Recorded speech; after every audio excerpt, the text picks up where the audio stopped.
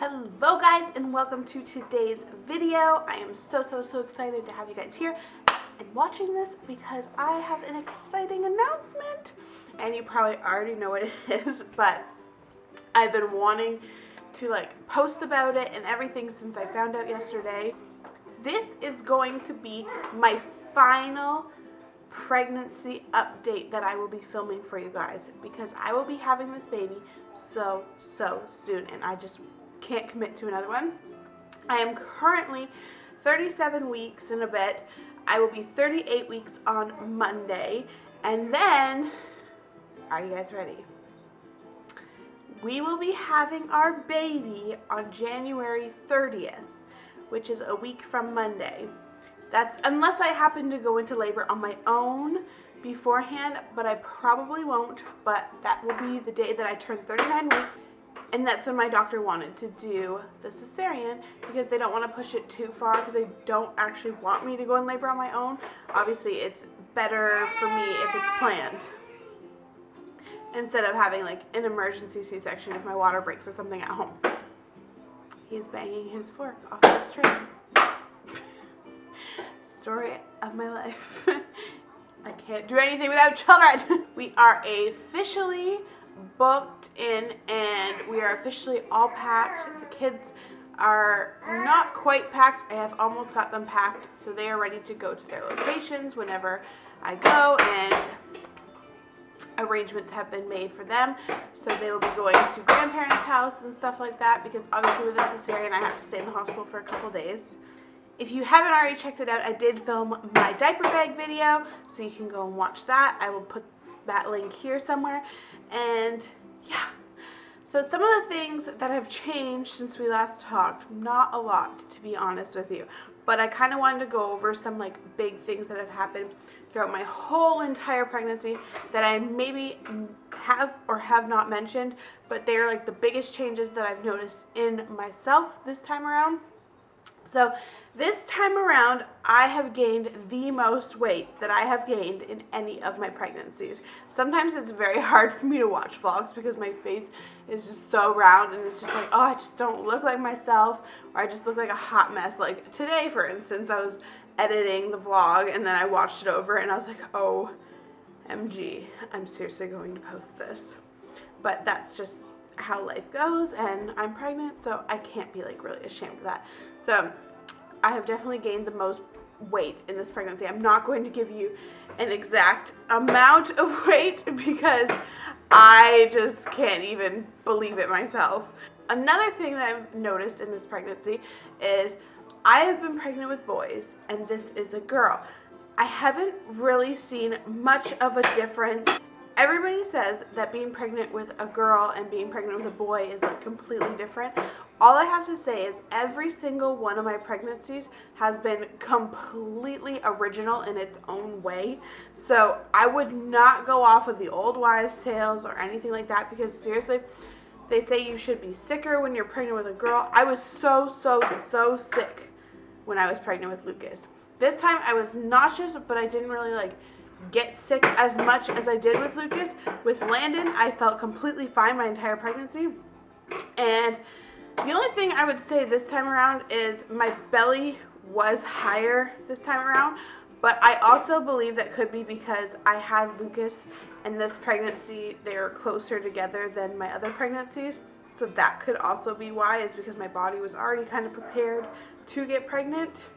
And that's why I sat a little bit higher, and maybe that's why I've gained a little more weight. I don't know, it's because I had some baby weight still from Lucas.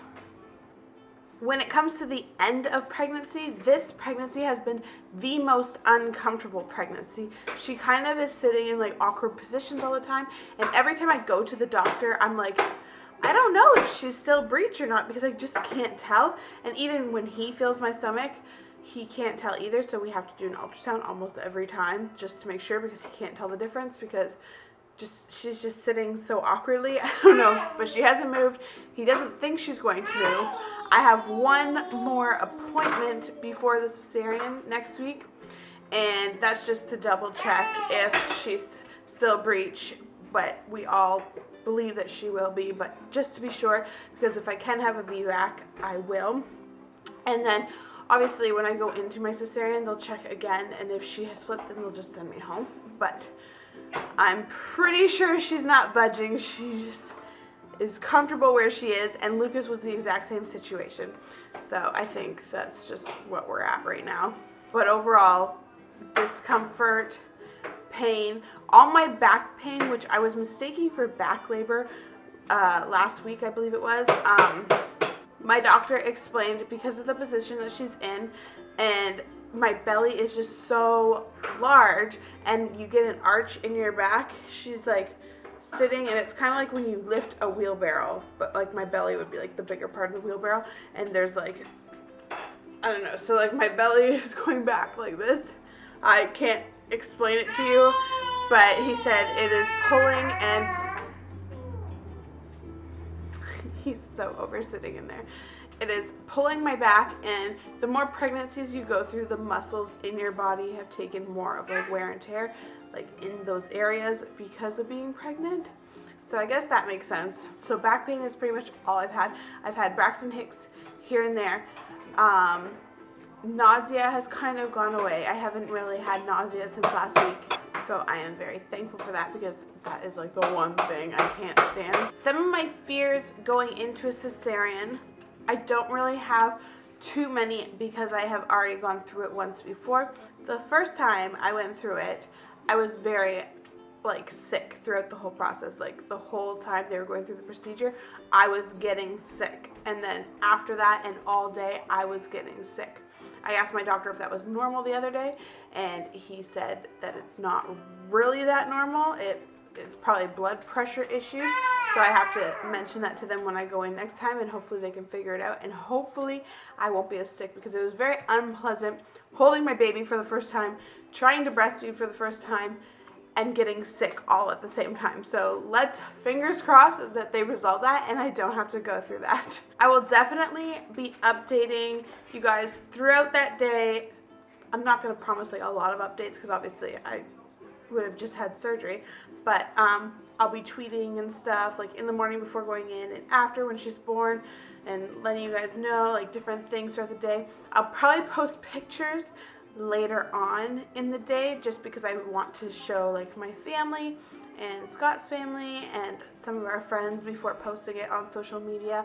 So we want to do that first. But like I have mentioned a million and one times, we will be vlogging our whole experience. So if you haven't already subscribed to our vlog channel, make sure you go and do so now. And also, if after my birth experience, I was thinking about this today, I have gone through a vaginal birth, and I have gone through a cesarean, and soon to be 2 cesareans.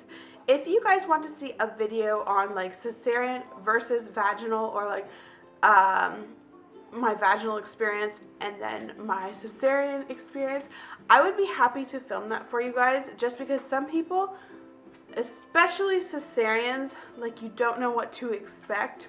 It's not as bad as you think it would be, but maybe just a video to help you like relax beforehand if you are having a planned one, or just in case you end up having one in general.